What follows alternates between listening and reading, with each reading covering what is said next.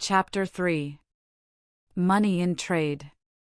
What kind of advertisements pay? Don't fail to see the Blizzard Saturday Night, the keynote of a $20 million sale, selling goods by the mile, watches for bait, how to get 5-year customers, trade with me and get a house and lot, why trade at push and plucks, bargains and buttons often means high prices in broadcloth.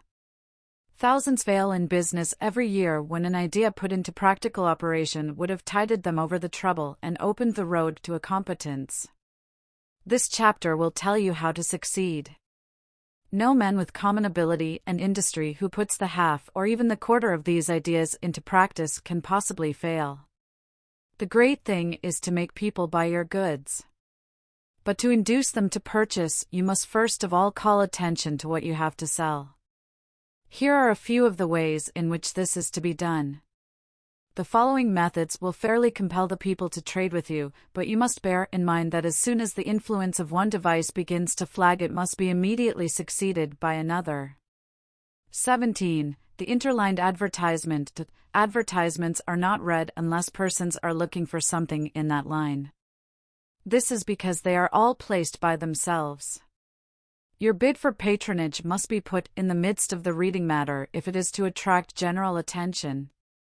Many publishers will not do this, but your chief and only point in appearing in the paper is to have your advertisement read, and it pays better to insert it in a journal with 5,000 readers who will all see it than in one having 100,000 subscribers, hardly 100 of whom will glance at the advertisement. You can afford to pay handsomely if the publisher will give you a line of blackface type to 8 or 10 lines of news. 18. The picturesque named. Have a name for your store, such as will easily fit everybody's mouth. The Beehive, the Blizzard, the Buttercup, or the Bonanza are suggestive titles. Many customers are attracted by the talk of their acquaintances, and it is much easier to tell a friend that you bought an article at the Hub or the Sun than to attempt the unpronounceable name of a proprietor or to give a forgotten number. Successful men in several lines of business assert that they owe much of their good fortune to the happy hit of a popular name. 19. The pictorial rec. A writer with the gift of a lively imagination and write something interesting in the way of a fanciful battle between customers and goods. Headlines: Great slaughter in, the taking name of your store, wreck of old conservatism, smash of high prices, ruined by the rush. Then would follow a graphic description of the charge of customers upon wares in which the store was almost wrecked by the enormous number of people who took advantage of the undercost prices. People enjoy this kind of pleasantry, and the impulse to follow the crowd is almost irresistible. A certain New York house grew from a small to a great one by this method of advertising. 20. Red letter day. Have a day in which you offer special bargains to the people of a certain town, village, or hamlet. Put up flaming posters announcing Squashville Day, Jonesboro Day, Bloomington Day. 21. Class discount. You may draw numbers of men to your place by this means. Secret fraternities, workingmen's orders, church societies, wheelmen's leagues will be attracted to you if they know you specially favor them. Fortunes have been made by close attention to these great organizations. 22. The honest flawed. Strictly instruct your clerks to tell your customers the precise nature of every article. If the quality is inferior, make them to understand exactly what they are getting for their money, and if there be a flaw, let them be careful to point it out. By such means thousands of people who cannot trust their own judgment in these matters will be attracted to a place where they are certain to be treated fairly. A T. Stewart, who began business in a modest store, and who, in the latter part of his life sold $20 million worth of goods every year, declared that this plan was the keynote of his success. 23. The premium clerk. You need clerks who can induce acquaintances to visit your store, cajole visitors into customers, and coax customers to become larger buyers. If you have a number of clerks and your business will admit of it, offer a monthly premium to the one who brings into the store the largest number of new buyers or into the cash drawer the heaviest receipts. There are certain kinds of business where this plan will work and will be provocative of such competition as greatly to increase trade. 24. The railroad mileage. Arrange, if possible, with some railroad company to issue mileage tickets as premiums to those who will trade with you. At 2 cents a mile, you could afford to give 2 miles of travel for every $1 worth of goods. At that rate, $500 worth of goods would buy a $20 mileage ticket. 25. The dial dollars. How many figures on the dial of your watch? 28. Counting the number 6, which is generally either omitted or only partly indicated.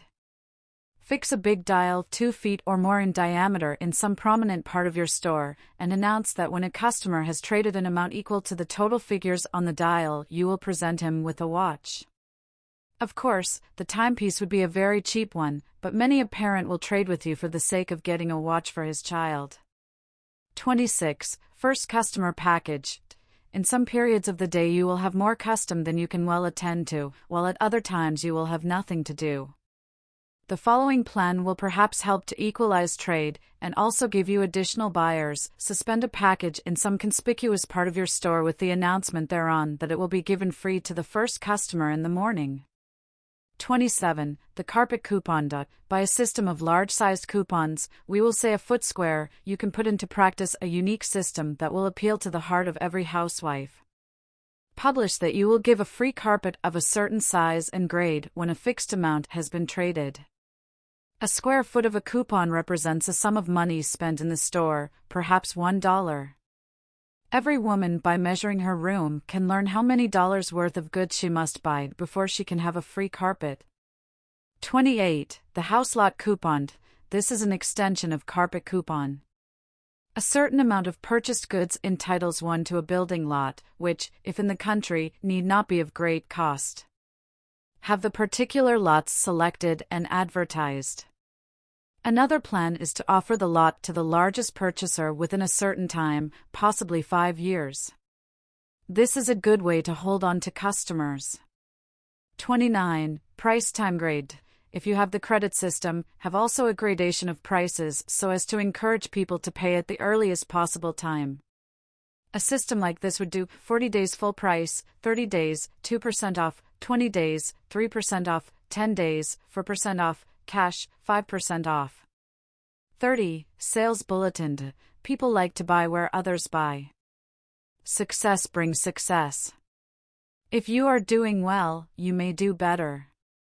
Have a large bulletin board in front of your store, or near it, announcing your sales for the past week. Newspapers boom themselves in like manner by publishing their enormous circulation. 31. Best reason prize. Offer a prize to the one who will give the best reason for trading at Push and Plucks, and then insert in the form of an advertisement in a leading paper a list of the best reasons.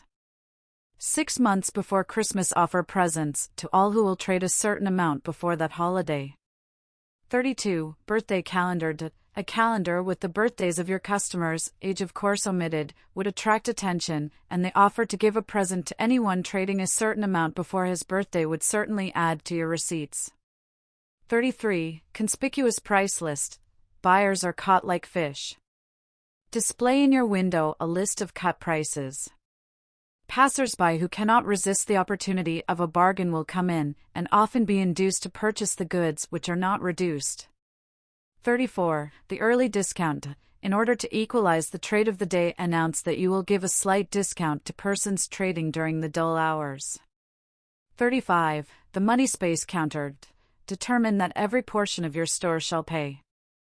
Have every lineal foot of your counters calculated at a certain rate of profit. If you find a department that does not pay, change methods or your goods, and if still unsuccessful, drop it. Many large dealers fail because they keep departments where the expenses are more than the profits.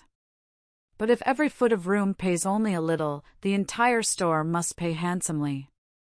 It will be seen in the foregoing how every leading impulse in human nature is appealed to: curiosity and cupidity, honesty and economy, personal flattery and local pride. If, in addition to these powerful inducements to patronage, you combine shrewdness in buying and cautiousness in trusting, if your goods are excellent in quality and generous in quantity, if your place of business is neat and attractive, and your service marked by promptness and politeness, then it is impossible to fail. You have all the elements of prosperity, and are certain to be a great and successful merchant.